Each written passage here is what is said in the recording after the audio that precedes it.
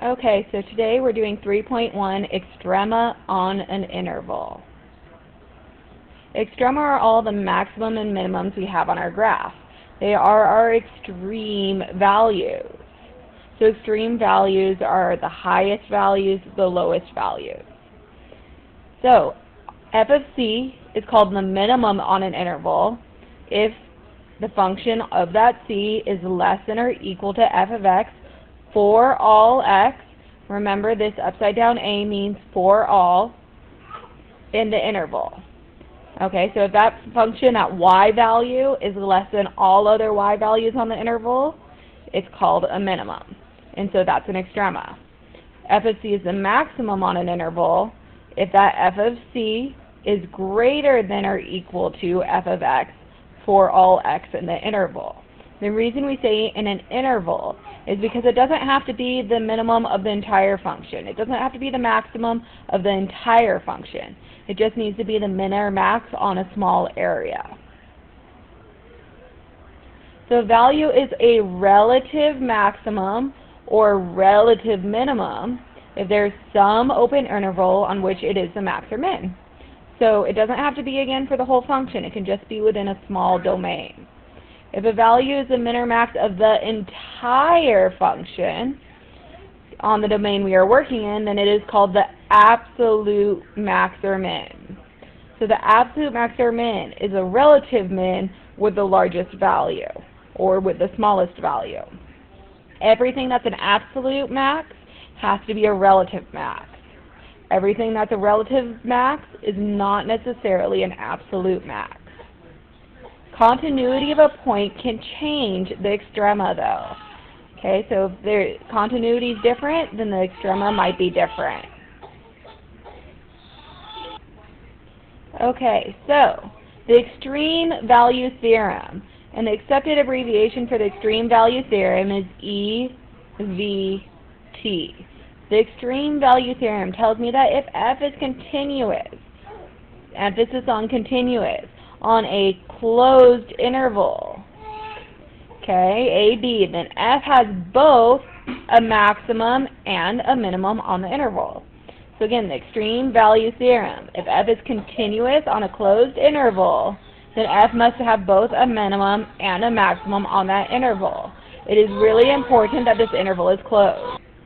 So again, it's important to note that this interval is closed, okay, because what this means is that no matter what, if we're not going from negative infinity to infinity, then at some point there's going to be an endpoint that's going to give us each a minimum and a maximum.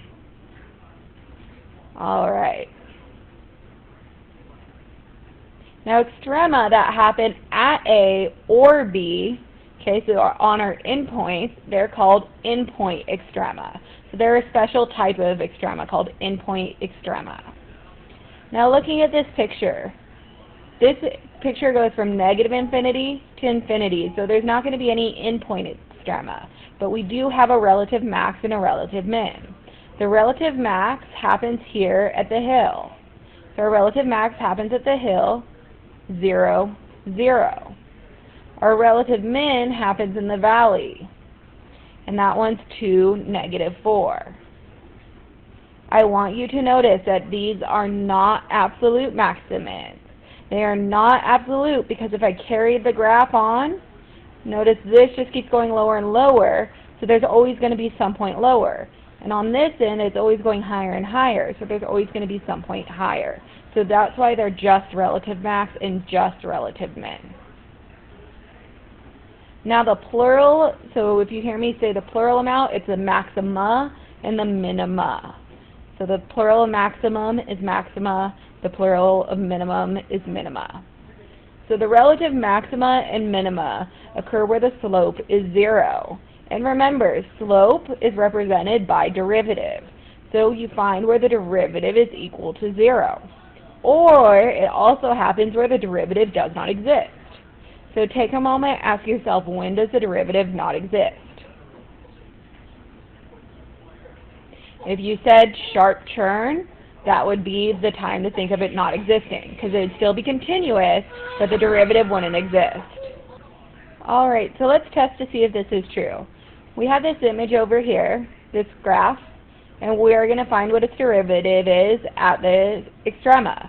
This one has a relative max at 3, too, so I'm going to take the derivative and see what is the derivative at 3. So, notice I have a numerator and denominator, so I'm going to have to poop it. This one is going to be our quotient rule. So f prime of x equals p times o prime, so 2x minus o times p prime, and it's all over p squared. Don't forget to square the denominator. Alright, so I'm trying to find what the value of the derivative is at 3. So I'm going to find f prime of 3.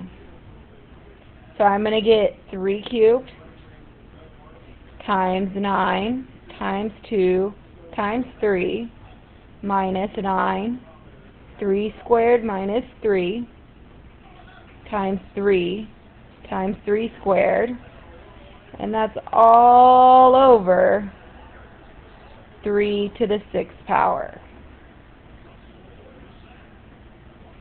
Alright, so let's see, what do I get here? I get 27, let me grab my calculator. Whenever we have large values, be sure you don't just try to do them in your head. You'll make mistakes. 27 times 9 times 2 times 3. I got 1,458 minus 3 times 9 times that 9 in front times 6 is 1,458 all over 3 to the 6. I don't need to worry about what 3 to the 6 is because on top I have 0, and so if my top is 0, the entire fraction is 0. So what do we know? The slope is 0 at my relative max. Alright, so let's find the value of the derivative at this extrema. Alright. So,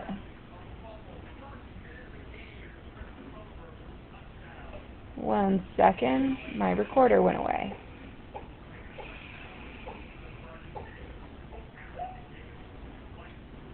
One second, some technical difficulties, guys. Alright, the way we approach an absolute value function. The way we approach an absolute value function is by looking at it like there's two different lines. Okay, so on the Alright, the way we approach an absolute value function is by looking at it like two linear functions. On the left here, we have the line of negative x. On the right here, we have a line of positive x. Remember back to your Algebra 1 course, when you solve an absolute value function, you set 1 equal to the negative and 1 equal to the positive. So I want to look at the derivative on the left and the right. So the derivative of negative x, I should not be writing it that way. We're going to say d dx of negative x is negative 1.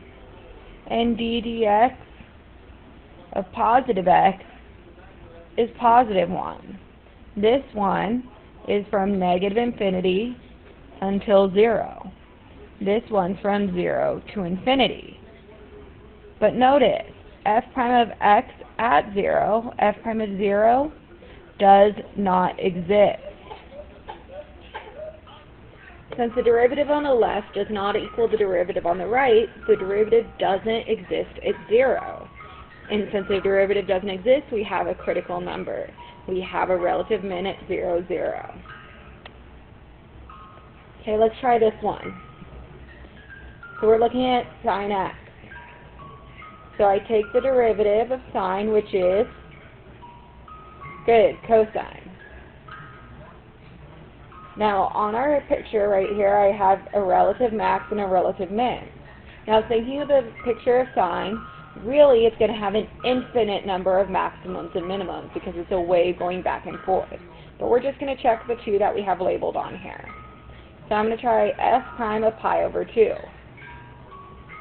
And cosine of pi over 2 is, okay, if you couldn't tell me that answer right away, you need to practice your unit circle. Okay, now let's try 3 pi over 2.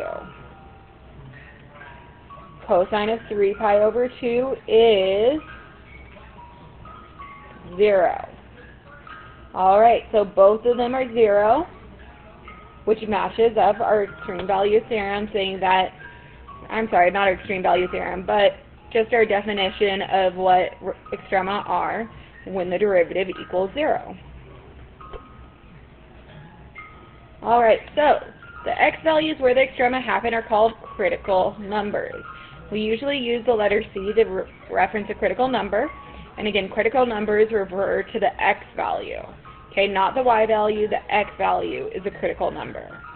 So the formal definition of this is that if f is defined at C, we say the derivative, if the derivative is equal to 0, or if the function is not differentiable at C, then C is a critical number of f. Okay, so again, emphasis on where the derivative is equal to 0, or where the derivative does not exist, then it's a critical number. So looking at this picture, we have a critical number at C because the derivative does not exist there. That's a cusp. Then here we have a critical number because there's a horizontal tangent line, which means the slope is 0. Relative extrema can occur only at the critical numbers.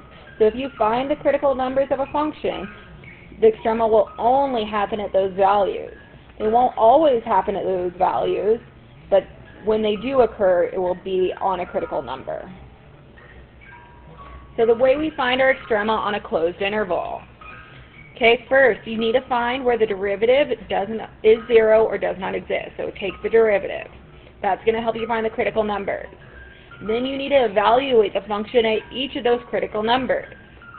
The last thing you do is you evaluate the function at the endpoints, because the endpoints could be an absolute max or min as well. The smallest number is your minimum of the function. Your largest number is your maximum of your function.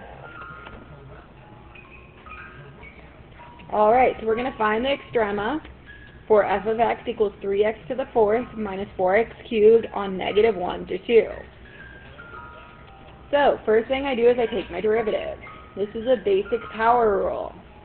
So I bring down the 4, and 3 times 4 is 12. X to the, I take away 1 from the power, minus, I bring down the 3, and 4 times 3 is 12. I bring down the power by 1, so it's squared. So I need to identify the critical numbers here. The way I do that is by setting it equal to 0. Now, if I look at this, is it ever going to be undefined? No. A normal polynomial will have a domain of negative infinity to infinity. So I'm going to go ahead now and set it equal to 0.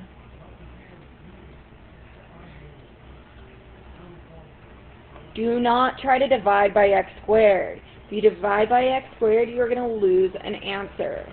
Remember to always factor. So I'm going to factor out 12 and x squared because they have those in common. And I'm going to be left with x minus 1. This allows me to then set each factor equal to 0. So 0 equals 12x squared, and 0 equals x minus 1. So 0 equals x, 1 equals x. So my critical numbers are at 0 and 1. Remember, curly brackets means a list. So now I need to find my y values at my endpoints and at each critical number. So I need to find what is f of negative 1. Then I need to find what is f of 0. Then I need to find what is f of 1. And then what is f of 2.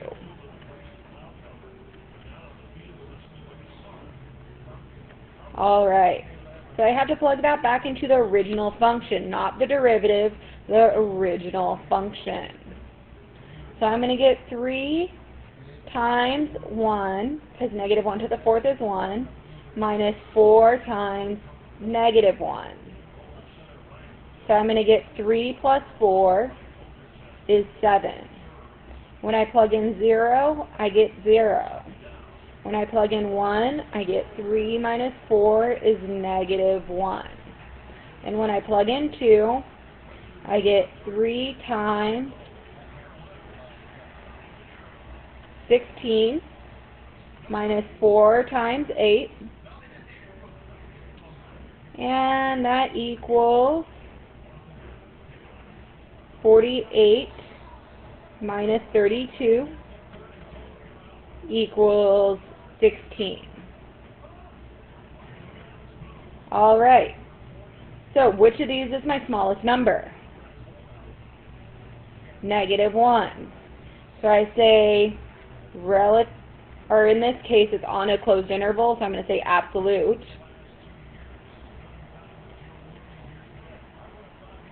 Absolute minimum at x equals 1. Again, the reason it's absolute is we're on a closed interval here. Okay, and then I'm going to say absolute maximum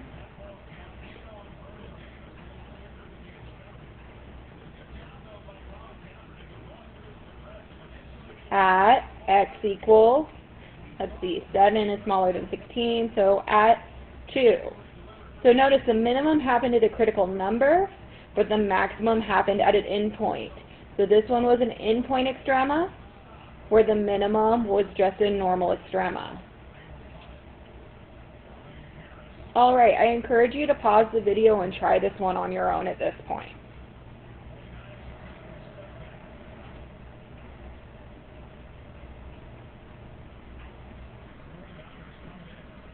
Okay, so hopefully this is what you got for your derivative.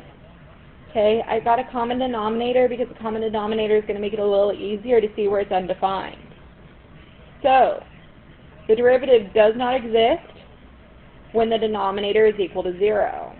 So when x to the 1/3 equals 0. So if I cube both sides, I see that x equals 0. So a critical number happens at 0.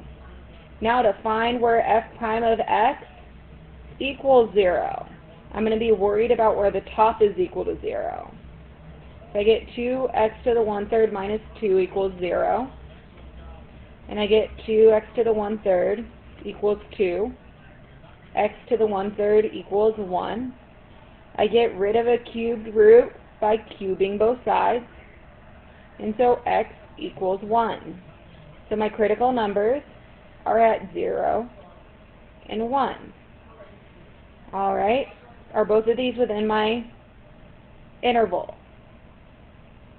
Yes, so I go ahead and use both of them. So now we got to test each of them. So I'm going to start with the smallest number, my right endpoint. So I'm going to have to find what is f of negative 1. Then I'm going to have to find what is f of 0. Then I'm going to have to find f of 1. And then I'm going to have to find f of 3.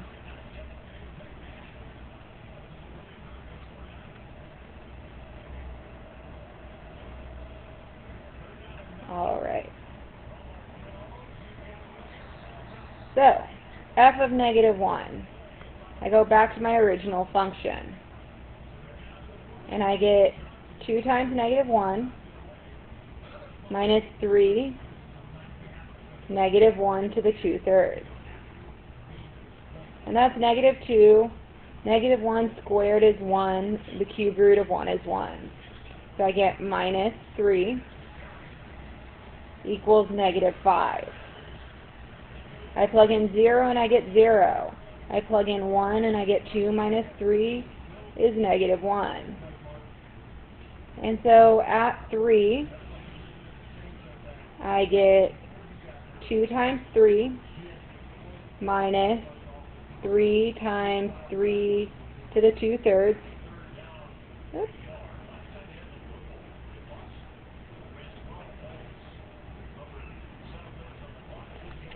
Alright. And that equals 6 minus 3. 3 squared is 9. And the cubed root of 9 is not something I know off the top of my head. So I'm going to go ahead and grab a calculator.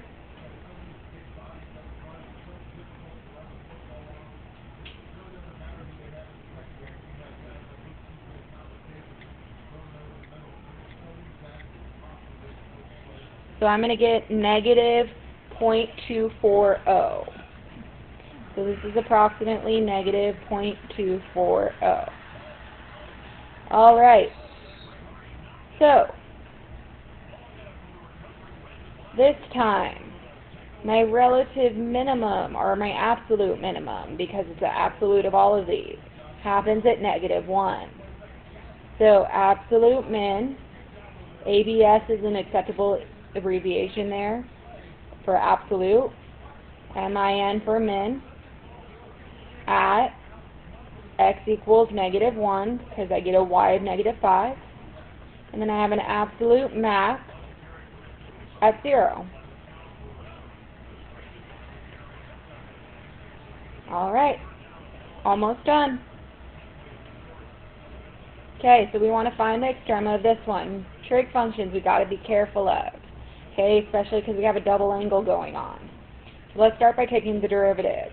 The derivative of sine is cosine, minus the derivative of cosine is negative sine. But notice that's not x inside, that's 2x, which means you need to multiply by the derivative of the inside, so times 2. Remember that a value always comes out with those trig functions. So this equals 2 cosine x plus 2 sine 2x. Okay, both cosine and sine are always defined, so this one isn't going to have any undefined values. But it's going to be equal to 0. But I have a problem if I try to set it equal to 0 right now. One has an angle of x while the other has an angle of 2x. Okay, remember, double angle formula. I don't know how many times I have to tell you to go back and memorize your double angle formulas. So right now, please shout out what the double angle formula for sine is.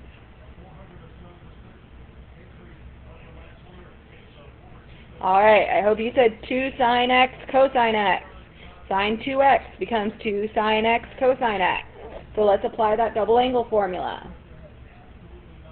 So the 2 cosine x stays the same, plus that 2 stays in front, and sine 2x becomes 2 sine x cosine x.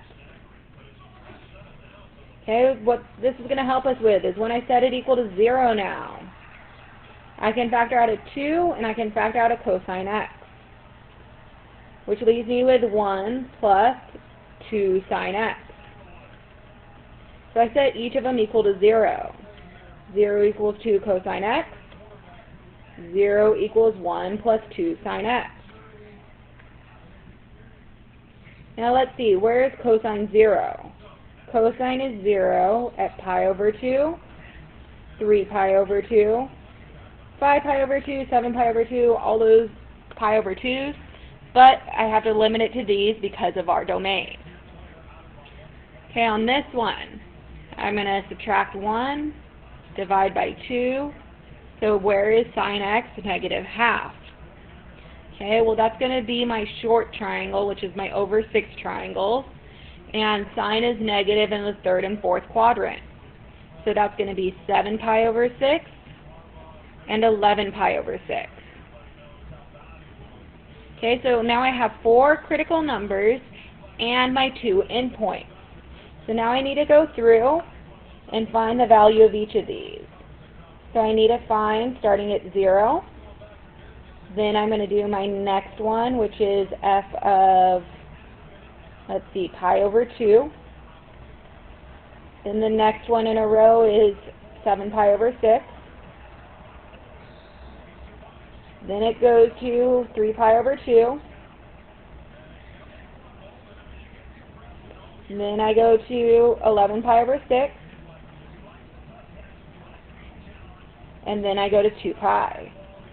Notice my interval was closed. It has closed brackets, so I have to use both those endpoints.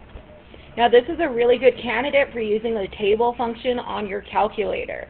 You use the table function on your calculator, you type in the function for y equals 1, and be sure you set in your table settings so that the independent variable should be set to ask, and then when you go to your table, type in each of these x values.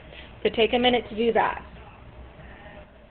Alright, so check these values. This is what you should have gotten.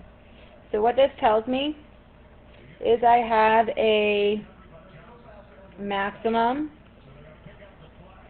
an absolute maximum at x equals pi over 2. And then I have a relative minimum at x equals 3 pi over 2 and 2 pi. I had to say relative min this time because there was 2 of them. So if there's 2, then one of them isn't absolute. Okay, so that's when we use that vocabulary. Alright, that's the end of the lesson. You should have the printout of the assignment. If not, I will have those on Edmodo as well. And that's what you should be working on Tuesday. So have questions for me when I get back. Bye. Just kidding, 1 second. I want you guys also to look at this, the picture of the graph, just to see if it confirms what we found. So, I graphed on Desmos.